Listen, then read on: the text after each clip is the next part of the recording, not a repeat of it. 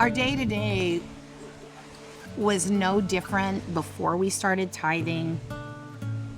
In our marriage, of course, before we became married, we were both in the Word, in a relationship with the Lord, in devotional time. Tithing was just a normal part of our relationship with God. It wasn't like, we're tithing now. How does that look different? It doesn't look any different. It all goes together. We lived in Alliance. Teachers, you got paid the 20th of the month.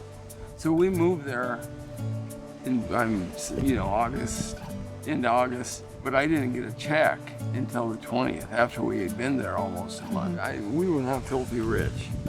We made enough to keep from having our car repossessed or our house. We had no food, maybe $10 in our bank account, and we would not get paid for a month. And I was really scared, and we had a baby, and we had no money for a month. I was struggling. And we went to bed that night, and we went to a church in the morning. One of the elders from the church came and said there was a couple in the church that felt led to give an envelope, and there was $100. And back then, 47 years ago, $100.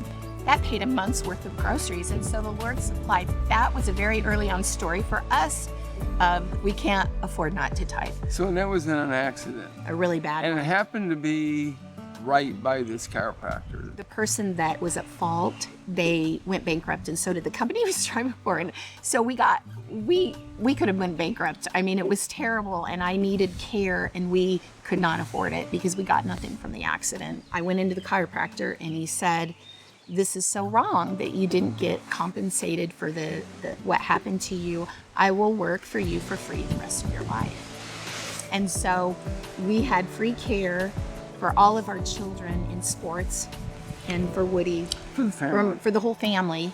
We share a couple stories here, but if you asked our children or us, we could tell you story after story after story of the faithfulness of God. And maybe it wasn't that out of the blue the money would come all the time. It may have been an altering job. I did alterations at home that would come at just the right time when we were low on money for food, but it would always come.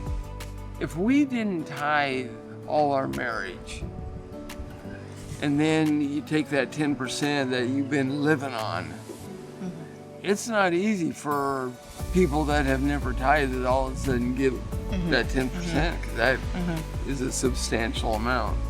If you make 10 million, people say that is so hard to give up that much money. That's a lot of money. But 10,000, it's the same principle whether you make a lot or a little, because if you make a little, just like us, we shared the example in the very beginning that it's almost everything, and then you have nothing. And so either way, money is hard to let go of, but it's His in the first place.